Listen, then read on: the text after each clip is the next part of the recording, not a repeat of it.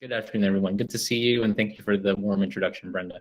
My pleasure to be with you all today to talk about our COLA-IMAP grant program. But first, I would love to start off our session with a land acknowledgement.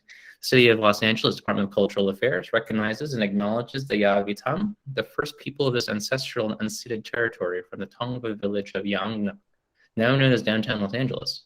The greater Tongva region, which contains much of the current city of LA and contained hundreds of independent Tongva villages, was called Tavaangnar, or the first people of this land. We pay our deepest respects to their elders, past, present, and future. Please take a minute to consider the land and water we live upon, and the many legacies of once vibrant communities stripped of their freedoms and cultural traditions. Today, they call themselves the Gabrieleño Tongva, the Fernandeño Tatavian, and the Ventureño Chumash. We recognize that the Yavitam are still here, and we are committed to lifting up their stories, culture, and lifeways, and honoring their land, ocean, and sacred spaces. With that, I'd like to now transition to a quick overview of our COLA-IMAP, City of Los Angeles Individual Master Artist Project Grants. This program is one of those special programs offered by a municipal government agency where we're able to offer individual artist grants. And these individual artist grants are meant to honor the Los Angeles' best contemporary solo artists. These are professional artists who are in their mid-career, and we seek to support a spectrum of artists. And these can span the disciplines of literary arts, the performing arts, and the visual design. This amounts to support for artists who are practicing professional artists. This should not be a program that's you're considering if this is merely a hobby artist. If you're a hobby artist, we really want to support a spectrum of artists who are currently practicing, middle of their careers, who are on to the next stage of their artistic practice. The way this program is arranged and structured is that it's intended to award a $10,000 project grant to our COLA-IMAP recipients. Returning applicants may recall that this program was once referred to as the COLA Fellowship Program. We're trying to shy away from the fellowship namesake, in part because in many ways it's not like a traditional fellowship where we show up at your door and issue you one of those giant $10,000 checks and ask you, go forth and do with it what you will.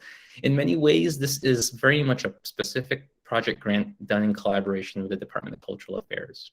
The way these grants work is that if selected for an award, we would gather around in August of 2022 to discuss the program. You would have approximately 8 months to create a brand new work or new body of work between the fall of 2022 going into spring 2023. That's a typo, pardon that. That should be 2023. And it's not an upfront payment. These grants are distributed in 4 installations across that project year as grantees meet certain benchmarks of their project. The goal of this program is that we are supporting you in this 8-month period to create new works that the city will get a chance to premiere at the end in the spring of 2023. And we will present it via a public catalog available for everyone to view. It'll capture all of the selected artists and the new works created if they're created and are able to be photographed in time. And we would like to do and restart our live gallery exhibitions at the Los Angeles Municipal Gallery and do a performance and spoken word showcase at a location to be confirmed. Traditionally, this has been done at California Plaza in downtown LA. So in other words, the city of LA is essentially purchasing the premiere of new works. Any works created by artists funded through this program will continue to be the property and be owned by those artists. The city of LA is simply purchasing the premiere of those new works. This process that we're reviewing today is an RFP process. It's a request for proposals process where we will arrive at a list of recommended COLA grantees in addition to DCA cultural trailblazers. I will let you know from the get-go, the COLA-IMAP program is the most competitive program we have here at DCA in the grants. Last year, we received almost 300 proposals, and years prior to that, we can receive upwards of 400 proposals, and only a very small handful are ultimately selected to be COLA grant recipients.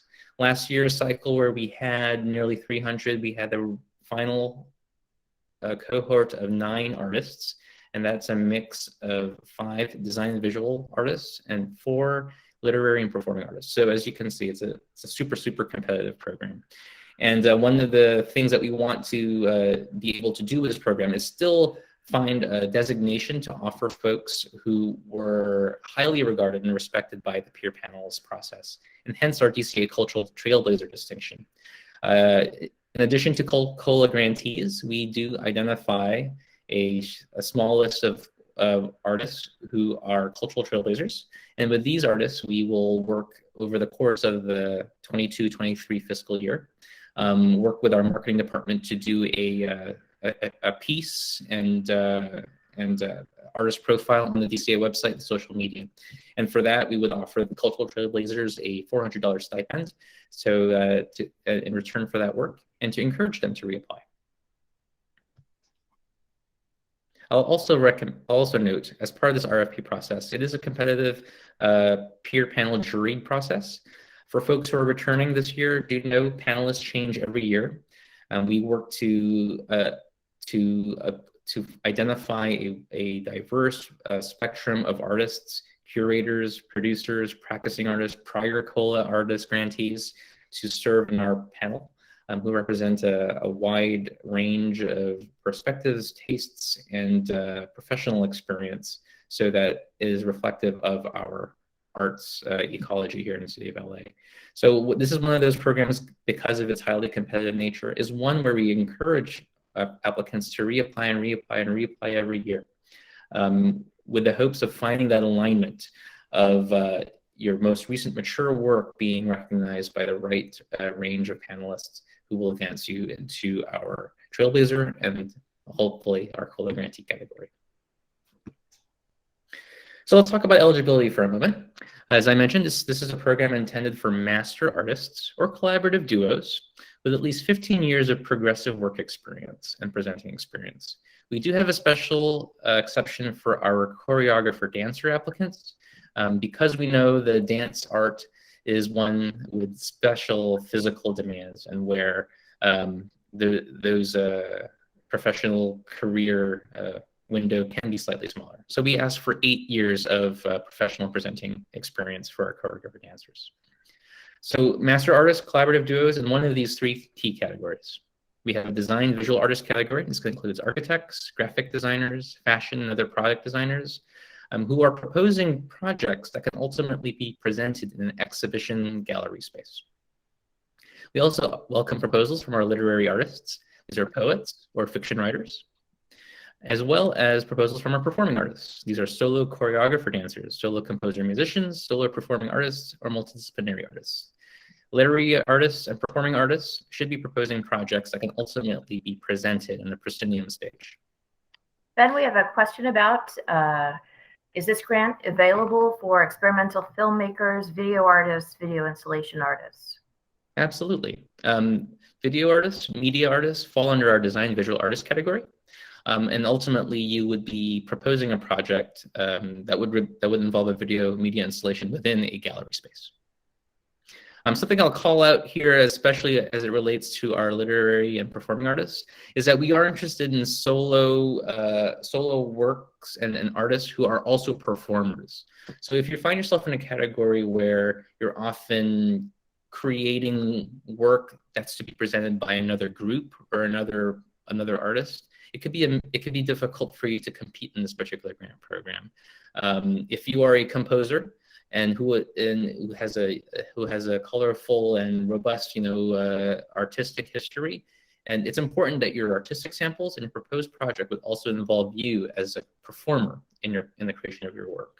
It shouldn't be a work that you are composing and asking a small ensemble to play without you. Similar for our choreographers. If you are a choreographer and you have a very established practice and history in choreographing works, it's important that your artistic samples and your proposed project and your narrative are of your own work.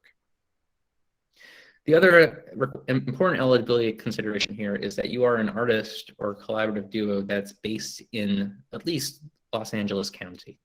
And if you are based in Los Angeles City, that's terrific. And if you're based elsewhere in our county, like Santa Monica, Culver City, Altadena, anywhere else within LA County, that's okay also, as long as you're able to demonstrate in your application materials professional presenting history of at least 3 or more years within the city of LA. These are city, locally sourced funds. This is our way of keeping the funds here invested in our region and investing in our artist community here in Los Angeles. Okay, so let's talk about the application. This is, as I mentioned, one of the most competitive programs we have. Sorry, I'm sorry, Ben. Can we just address a couple of more questions regarding the categories? Absolutely. Let me go back to that slide. As a choreographer, do you have to be performing in the work? The answer is yes. So that's an important element of this particular grant program, is that we want to premiere a work where you get a chance to be showcased as a creative genius, as the star of your creation, especially in the performing arts. So as a choreographer, you can choreograph a work where you are performing. And you don't necessarily need to be the only person on stage performing. We understand that you may want to have a backup musician, backup dancers. That can be okay. There can be other people involved in your final presentation, but it must be clear that you are the star, that you are there and you are the COLA grantee, and that those people are there to support you. Thanks, Ben. We have a few more questions to address on this issue. What if a project bridges categories, visual art and written narrative? Okay, so that's a great question. And this reminds me of another common question we often get. There are lots of super talented people in our great city, and we're so lucky for that, who may cross a variety of art forms. I could be a graphic designer who also writes poetry. I could be a musician who draws and paints. We want you to pick a category where you have the minimum 15 years of experience and are proposing a project in that category. So if you're an architect and you also play music, but you're proposing a project of your latest designs to be exhibited in the gallery space, you should be selecting the design visual artist category. So with respect to that question, I would recommend that applicant consider their artistic experience, presenting experience, and the specific project they're proposing. If in the end it's going to be a visual object presentation that's best suited for a gallery space, you're going to want to select the design visual artist category. If on the other hand your work is going to result in a presentation or performance of a written work, like if you plan to write if you're working on a new novel and your proposed project is going to be a reading of an excerpt of the latest chapter from that work, you're probably best suited in our literary artist category. Thanks, Ben. Next question: are artists with MFAs more likely to be selected? I will say that a lot of our applicants have that formal arts training and education and conservatory training, but not exclusively. A lot of our applicants certainly have that kind of formalized training and experience, but not all of our prior grantees have that. We make a great effort in assembling a panel who is sensitive to a variety of artistic training and really rely on the quality of your artistic samples, your presenting experience, your letters of support to really demonstrate your artistic excellence. Our panelists understand that artistic excellence can come from a range of sources. So while we do see a lot of applicants have MFAs, it is not an eligibility requirement. Great, Ben, thanks. Next question. I have applied in a previous year. Does this have to be a completely new project, or can it be a work in progress that needs additional funding to complete it? Good question. One of the things we try to keep in mind when we develop this program is to keep the application requirement pretty static, because we want to make this as a painless process to reapply to every year. And our ask is that you simply update your content on the annual basis to reflect your most to reflect the latest advancements and activities in your professional in artistic practice. If a work in progress can certainly be, and your proposed project can certainly be the next stage of a work in progress. Not a problem at all that if you're reusing a lot of the same content. After all, the panelists are brand new every year, so it's going to be a whole new set of eyeballs who will be reviewing it. Great. Thanks, Ben. Next question, is the entire application online or does it need to be sent in as a paper copy as well? I'll take that one. Yes, it is all online, and yes, you will print it out and mail in a copy. Yeah. Next question is, as a filmmaker, do you have to be a performer in the work as well? If your work will be, if you envision your final work and presentation to take place in a gallery space, you need not necessarily be in the work itself. Great. In much the same way a painter or a sculptor need not create a work that reflects the likeness of them in their work. Great. Next question is, what about a highly visual graphic novel? I think the question is referring to which category of eligibility would it be placed in? That's a great question.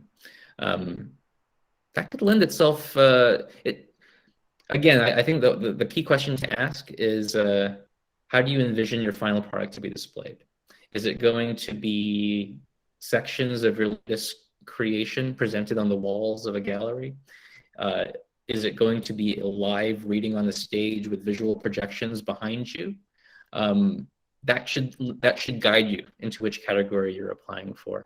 I feel like that's a very unique case where you can really decide, am I a literary performing or a design visual artist? Let your proposed project guide you in which category to apply.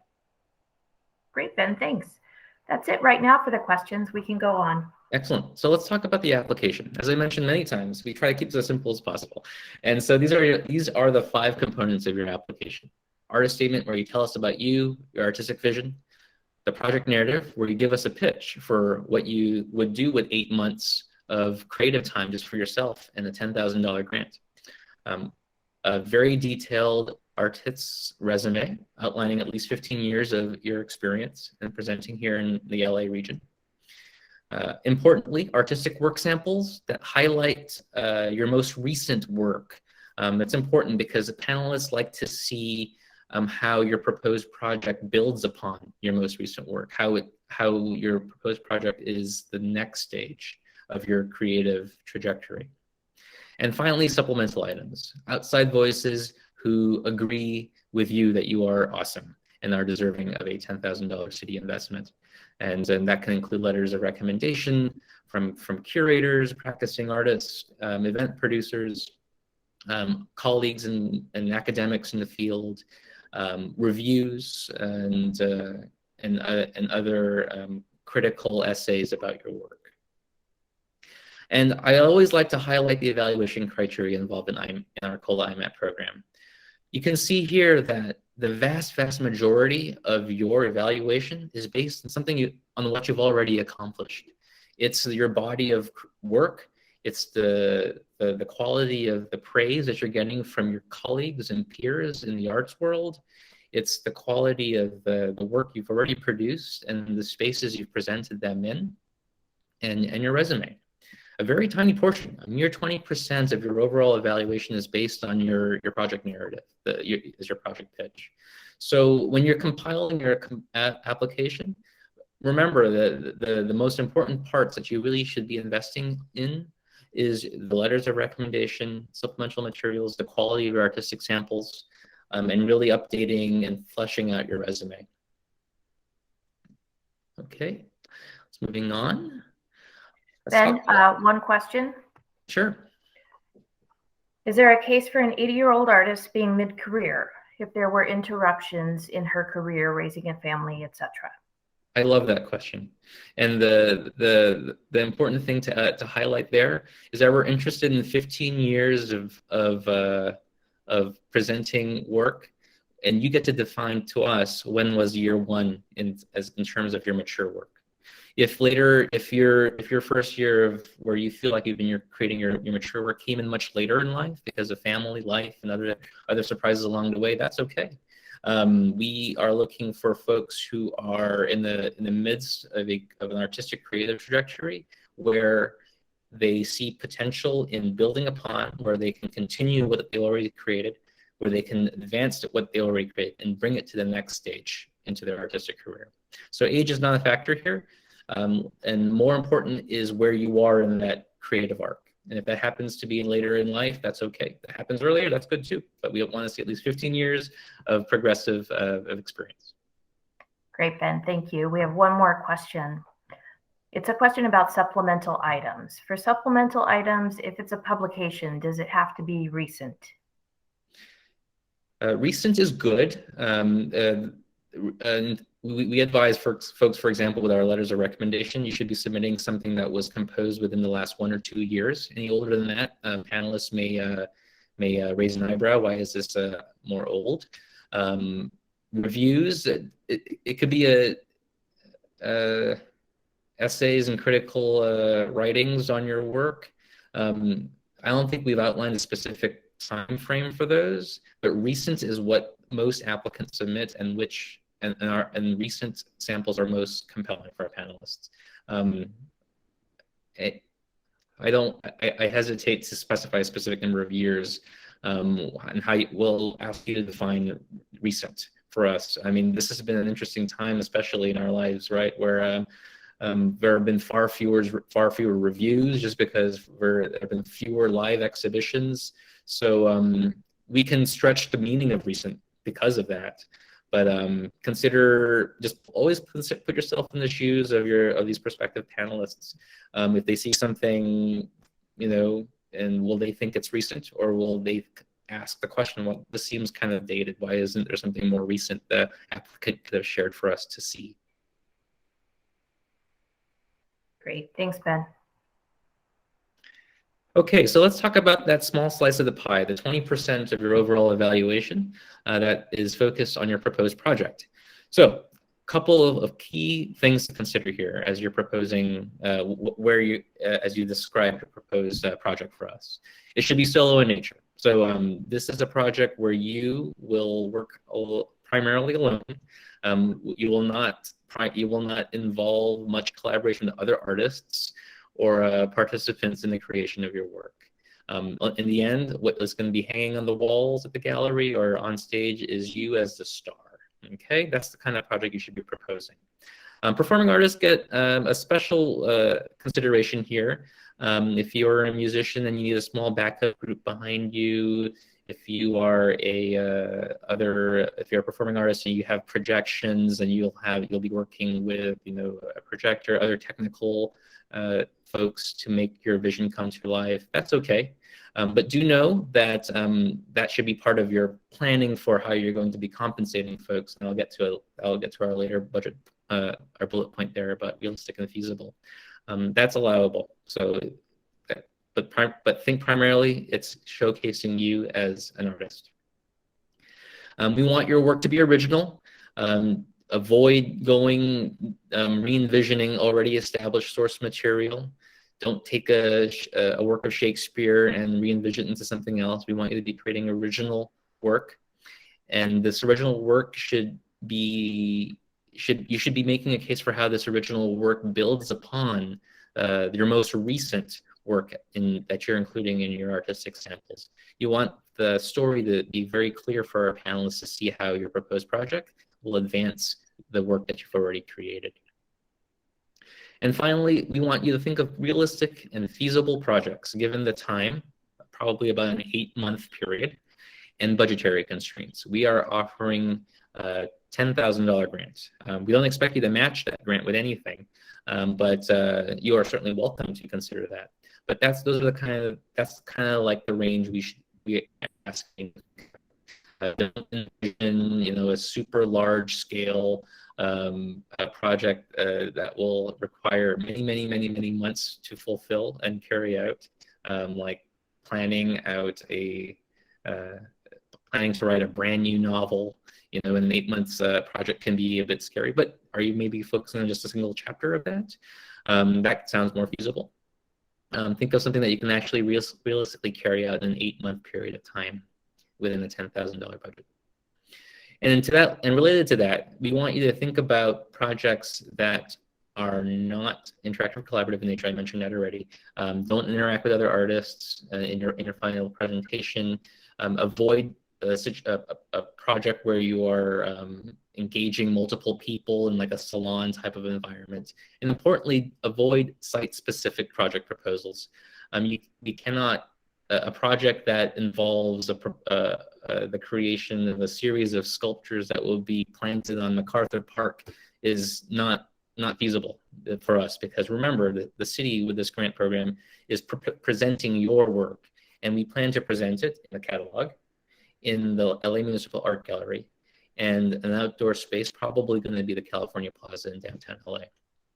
Ideally, you want to come up with a project that you can show iterative updates on via a site visit. We're forecasting activities several months in the future. Envision us in spring 2023, you know, with a DCA staff visiting you at your studio, see how your project is doing. Something that can be easily envisioned in that space. Your final presentation should take place, and you should be able to envision it being displayed at the Municipal Art Gallery space, or in proscenium stage. Okay, very important. It's a common pitfall that we see a lot of applicants do. They're envisioning a super large scale project at a site-specific location, aiming to change the world. It doesn't fit in for that COLA-IMAP grant program. Any questions, sir? No, Ben, no questions.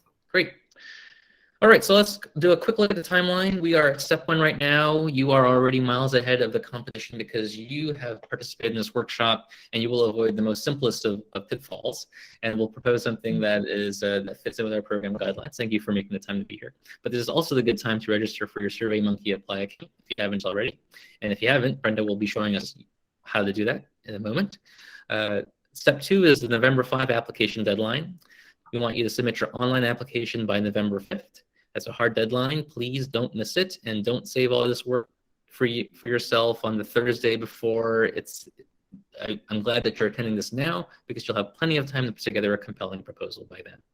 And then again, we are asking for a hard copy submission. The good news is we're only asking for the narrative portions of your proposal. It's just the text-based portions of your application. You don't need to send us artistic samples, letters of support, and all that.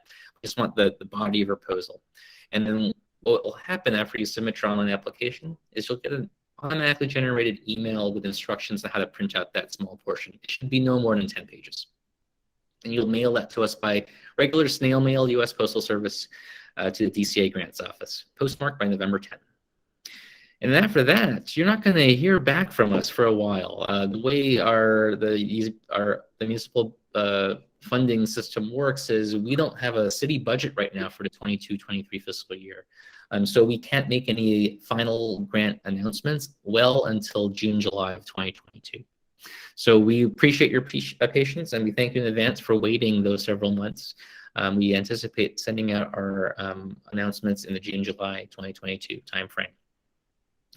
And finally, we will select the grantees, will sign contracts with the City of LA in August 2022, and then projects will go all the way into the spring 2023, June 2023. All right, that's an overview of what we're looking at timeline-wise. If there are no questions, I'm going to pass it off to Brenda to walk us through. There's one question, Ben. We have someone that would like to hear again. Do you have to print out the visuals or just text?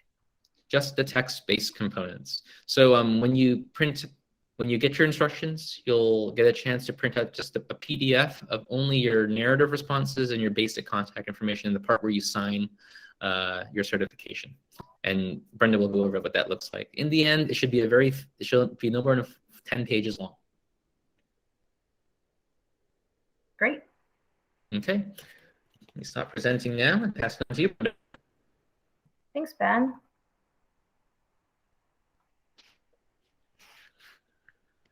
So I'm going to show everyone how to get into the application. Can everyone see my screen? Looks good, Brenda. So you're going to go to our grants homepage, and you're going to click on to the COLA-IMAP grant program. And then you're going to go down to where you can see prepare and submit. It's going to take me to my SurveyMonkey Apply account. This is going to take me to my application. I've already started the application for you. When you begin an application, you'll have the choice to apply to this program or the NEAR program. So I'm just going to go into my application and show you the different tasks. So when a task is completed, you'll see a green check mark. You'll know you have not completed the task if you do not see the green check mark. So we're going to go over each one of these elements right now. I'm going to go into... Pardon my interruption, a request to slightly slow down your pace so folks can follow more closely. Great. I am into my first task, my application form, and this gives me instructions on what to do, and it tells me how to navigate the form, previous or next, to move back and forth. And then at the top of the page, it tells me there's a back button to go back to the main application requirements. So for this first part here for COLA-IMAP, my contact information is going to go in. If you are going to be applying through your studio or you have an LLC, you should put that into your legal name and your professional name if different. So I have a legal name and a professional name. You're going to put your residential address and your mailing address, phone numbers, emails, your website address if you have one, your BAVN number if you have one. That's optional right now for the application. Should you be selected for funding, you will need to get a BAVN ID, but that's nothing to worry about for the application right now. I've selected my artistic discipline, and I need to select my council district of residence. If you don't know your council district, we have a handy neighborhood info tool here. It's going to take you to a separate page where you can go ahead and look up any address at all. So I know that's not in the city. So I'm going to go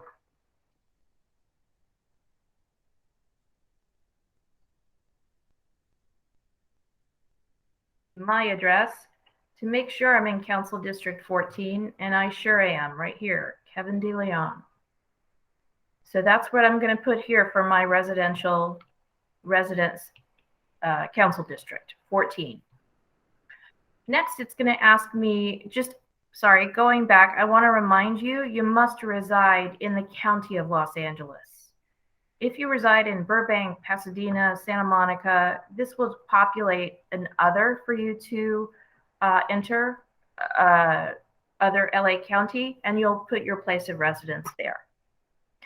So within my field, I want to let everybody know if I have a specialization or how I am integrating my primary art.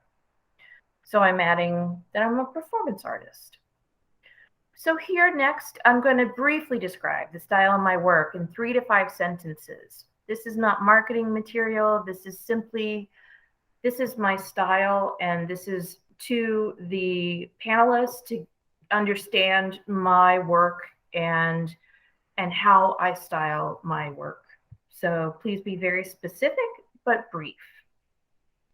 Then I'm going to certify everything supporting materials is true and correct.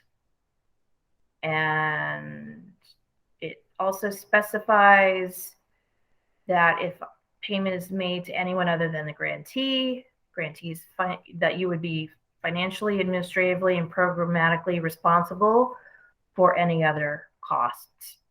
So this is my signature. It is going to look like a child because you're going to use your mouse. So be free, be creative with your signature. You're going to date it. Then I'm going to go to item 2. And this has the application questions. Can we pause for a quick second? We have a couple of questions here. Great. The first question is regarding a question around artistic samples generally and the strategy. Let me just read this verbatim. I'm working on the first phase of production for my current project, which I'm trying to use for a work sample to pitch for more funding. Is it okay to submit that work in progress, or to get so that the panelists get an idea for what the next phase of that production would be? Or would we recommend providing more complete and strong work samples? That's a good question because it highlights the balance that an applicant should try to achieve when submitting work samples. We're trying to show panelists your most recent current work so they understand the jumping off point from which your proposed project is going to be based. So the recency of current work is wonderful, but all artistic samples should be considered by you as strong. I worry that you think there might be more strong and compelling samples out there if you don't that you might consider instead. I would encourage you to consider something recent, current, based on your work in progress that you would still consider very strong and compelling. That would be the ideal combination. We have another question here about proposed project proposal, the text heavy section. Would it make sense to refer back to the images that are submitted, or does that become overly complicated for the reviewer? Like, do they review the written narrative and images completely separately, or can the reviewer go back and forth? I'll take that one.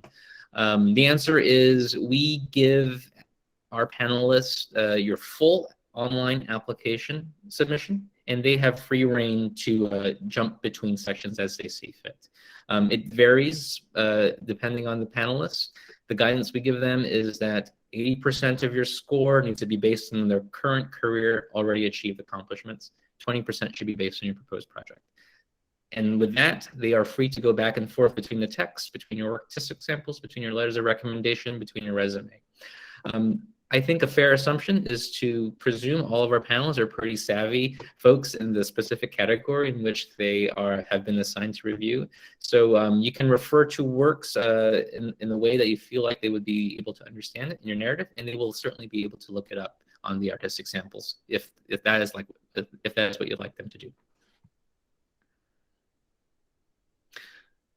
Another question here, will they see the order of images if we say in image number 2? Yes, they will. They will. If you are submitting images, and Brenda will go over this in a second, they're going to see it in the sequence that you've set up. And we'll wait. Let's wait until the artistic sample section to address some of the strategies around how to present the work. We have some notes about that. Let's wait till we get there. All right. Should I go on? Yes. Thanks, Brenda. Okay, great. So I'm now in the application questions for the COLA-IMAP grant. This is the beginning of the 80% Ben was referencing. So these text-heavy responses are very important that you get your entirety of your career and your eligibility for this grant award to be a recipient. So this is question 1. Provide an introductory text, an authentic or generative complement to your artistic practice in whatever configuration best represents your style and practice. So remember, you gave a brief statement previously, and now this wants a full introductory text.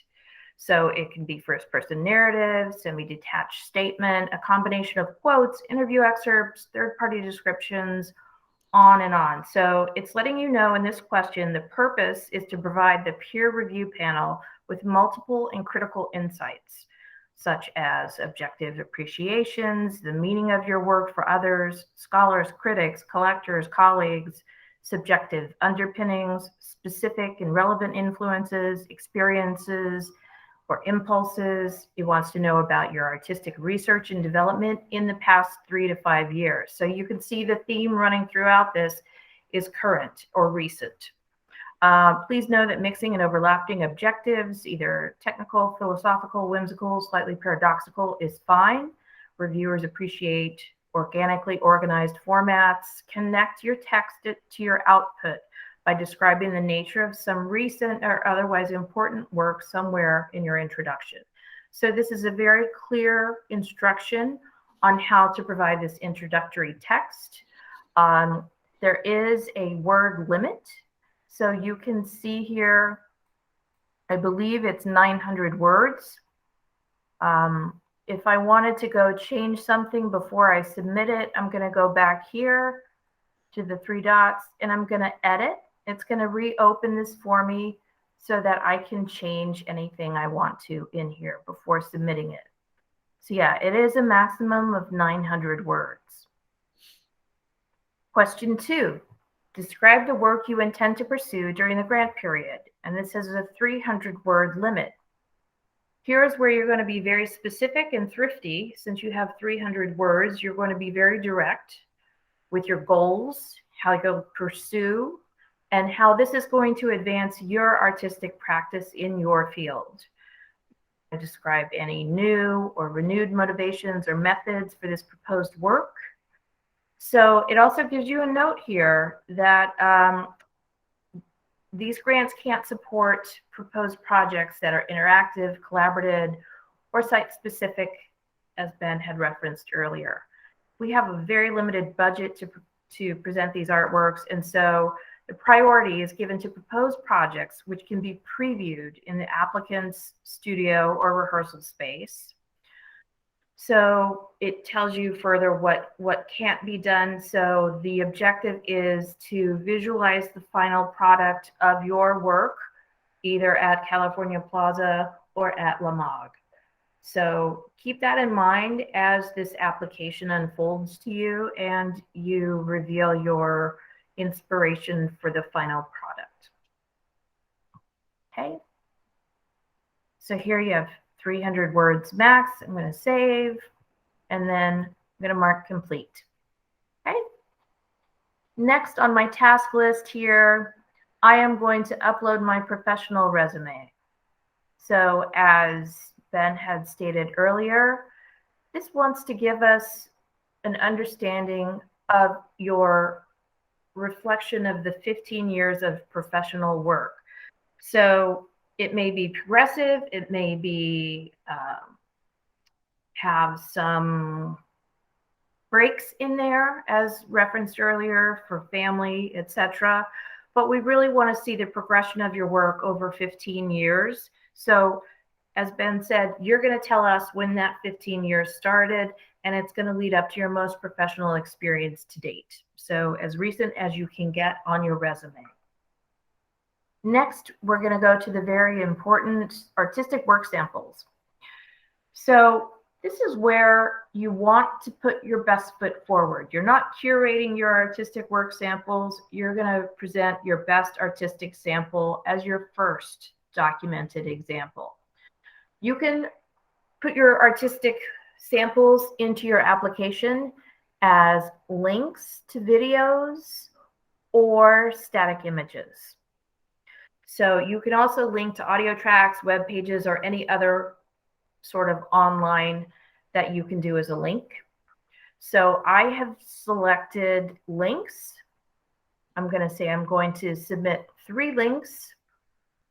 And my very first link is here. Very important. It does not have a password protection on it. I have double checked the link to make sure it works. And it is no longer than 5 minutes. And it is not cut together marketing material. It is my actual work. So you're going to describe that down below. You're going to give the description. If you have a longer video and you want the peer panel to only watch the last minute, put that into your description. And then I'm going to add my second link, and again the description, and then my third link, and again the description. So these are going to be the highest quality you can get. These are going to be your best foot forward first and your most recent work. So Brenda, if you allow me, let's pause there. We got a couple of questions regarding artistic samples. Going back to the order of images, as Brenda knows, it's very important you start off with your strongest stuff first. Generally speaking, panelists don't spend more than 5-6 minutes overall assessing your artistic samples. So try to keep that tight time focus in mind. Hence the importance of starting off with your best stuff that you really want them to see and understand and appreciate. In addition, while having the later rounds of discussion among panelists, Ideally, we're going to be in the boardroom at the DCA offices together, and we're projecting your samples on the large screen for everyone to discuss and comment on. So after that first one, everyone's super focused on it, and then we start cycling through your several images or your other links.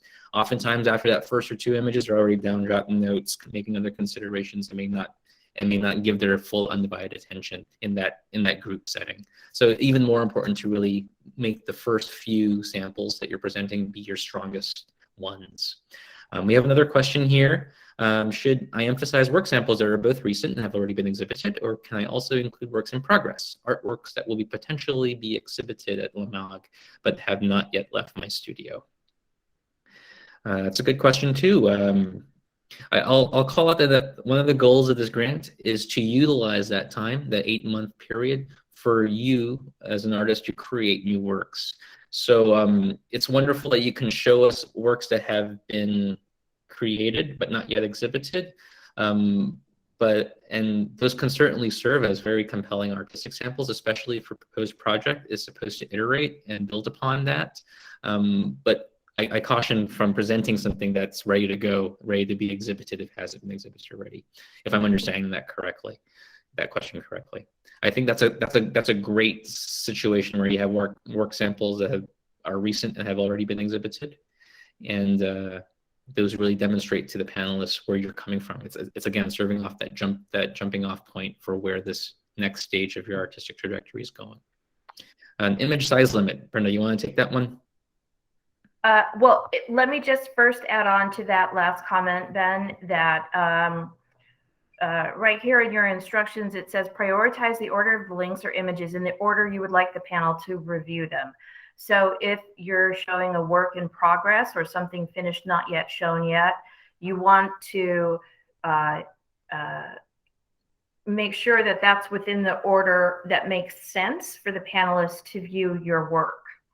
So now let's talk about size. So for image size, this is a very common question we get a lot.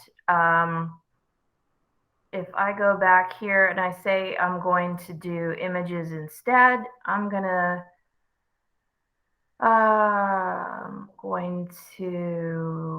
be able to show you the instructions. Scroll down, Brenda. There should be a previous button. Yep. So I'm going to go back. And I'm going to say here that I'm going to do images. And I'm going to go next. Okay.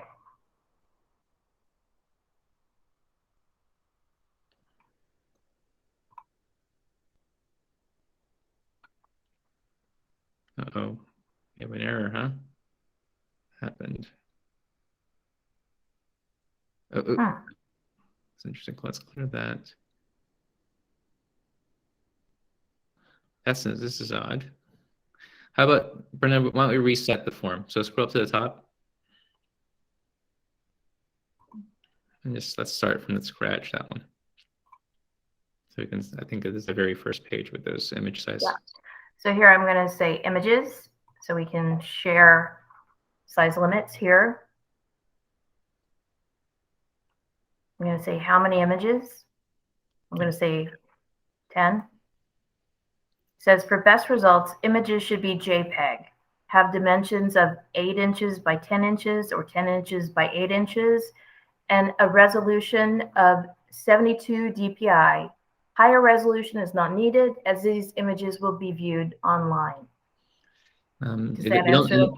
Yeah, we don't indicate like a specific file size here. I like to think that SurveyMonkey has a very generous file, especially with 72 dpi. I wouldn't worry about that so much. I think I recall receiving image samples as large as 20 megabytes. Any larger than 25 megabytes could be maybe even higher than that. I don't have the specific answer, unfortunately, but I know it is high. Let me look it up, and I'll let Brenda go ahead now. When I find it, I will come back. Okay. All right, so we're going to find out the size for artistic work sample static images. So next, we're going to go to supplemental items. As Ben said, these are your outside voices. These are people saying how awesome you are. You can upload a maximum of 3 supplementary items, and it's recommended that the page count be no more than 6 pages total. So for your supplementary items, reminder, you're not going to need to print these out when you send us your hard copy, but these are going to be representations of things and accomplishments and connections you've made in your artistic practice, reviews, other publications, anything that showcases your work to the panelists that represents you in a recent light. I'll jump in. I found the answer. We've set up our online platform to be very generous with file sizes and can accept a file size as large as 1 gigabyte, so 1,000 megabytes. So go to town with the level of detail, but be sensitive to everyone's bandwidth Wi-Fi. Maybe it'll download much more slowly. So, but we can accept a very high quality, large file size. Yes. And I'd like to reiterate that you test your artistic samples, how easy it is to open them or how long it takes you, and understand not everybody will have the same ability. So the easier it is to open, the easier it is for the panelists, and the less stress to review the whole application overall. Greatly appreciate it. A couple additional questions to receive, Brenda, here. If there's a very severe aspect ratio of their desired image, like a 1:10, should they fit it onto an 8:10 aspect ratio with black bars?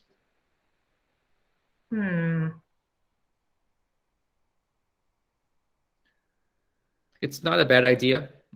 Depending on each panelist, that they'll be working off their own computers. I think keeping it consistent on an 8:10 frame, even if the specific image is a very different ratio, could be good just to ensure consistency in how they're viewing it. I think that's a good idea, including it on a document so that everything else is, the negative space. I agree. We have another question here. Can you upload a combo of video links and still images as a work sample? Unfortunately, no. It's one or the other. That's correct. However, don't be dissuaded by that. You're allowed to provide up to 3 links, remember. Nothing's stopping you from making sure one of those links to a source on the internet that outlines images that you'd like the panelists to see. Perhaps one link can link to a PowerPoint deck in the cloud on a Google Drive or something, outlining 10 images. And another link can be a link to a Vimeo or a YouTube clip that you'd like the panelists to see.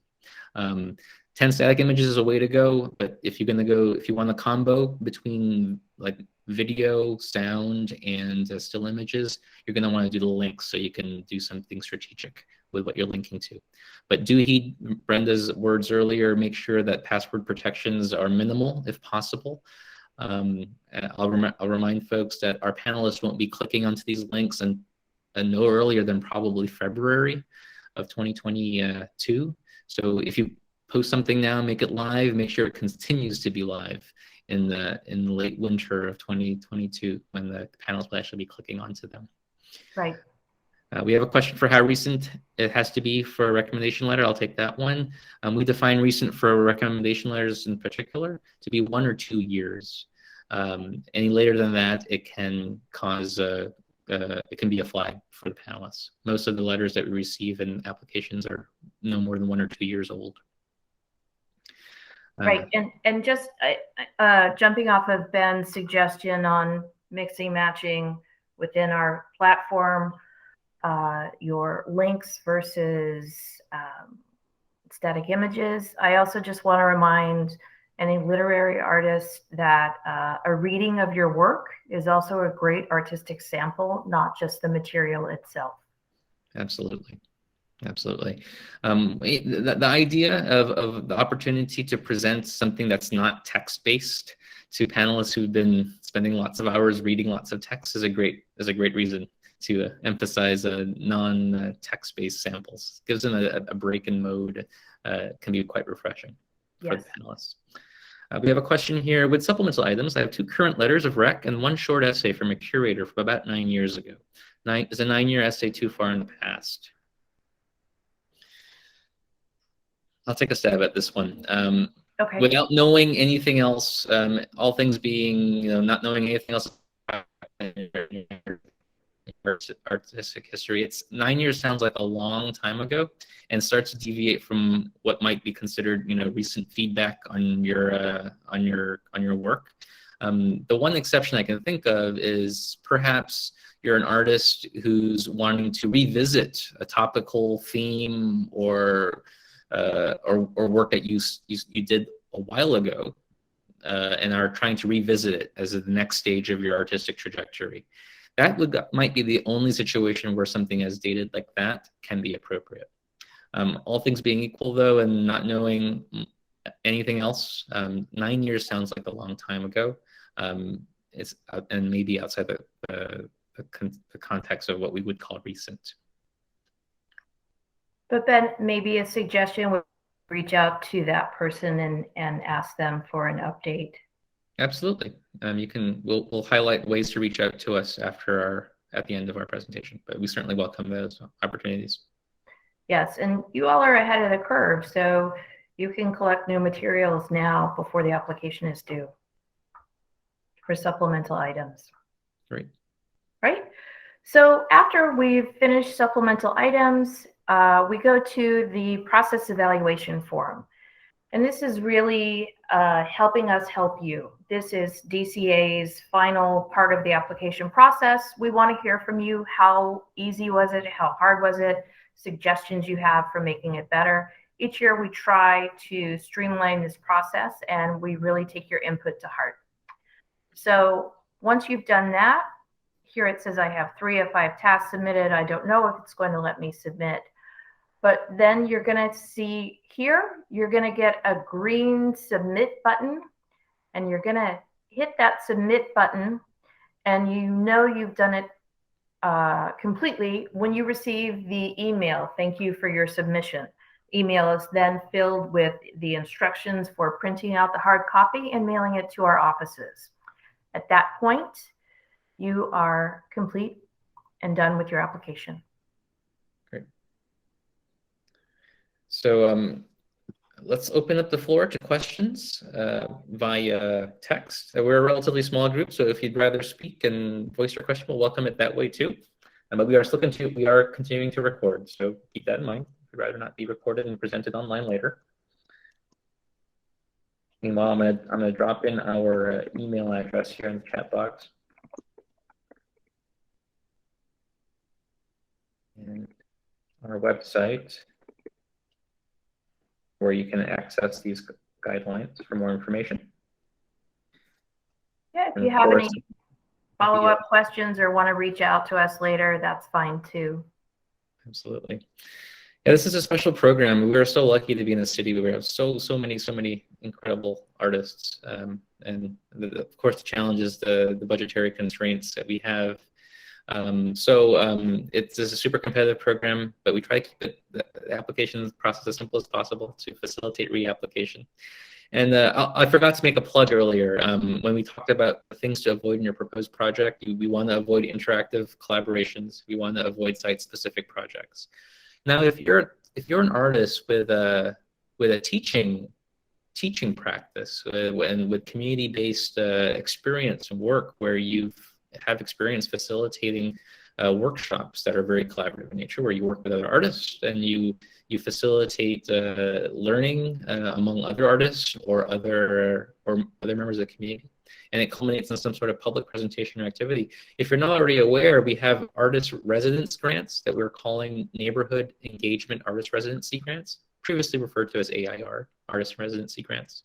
Those are grants that are actually larger than the COLA grant. These are $12,000 grants for you as a teaching artist to be embedded in the location organization somewhere else in the city where the arts are not present, where you would facilitate a workshop series around skill building, art making, and public presentation. So if that's not something that's already in your radar, I hope it can be.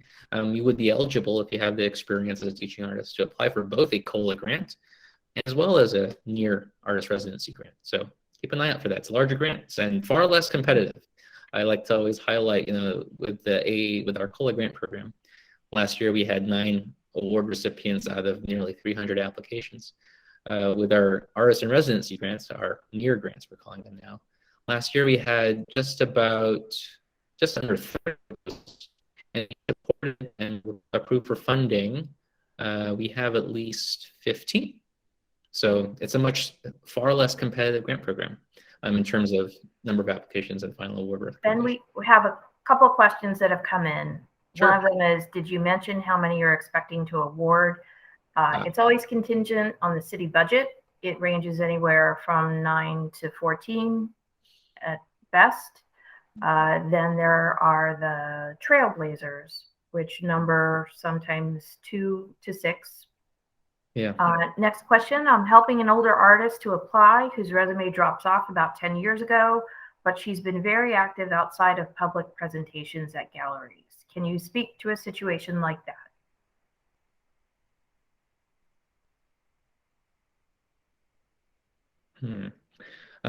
This goes back to an eligibility consideration. We're interested in receiving proposals from practicing artists. So it could be a big flag for the panelists to see an applicant who has had much presenting experience in recent years.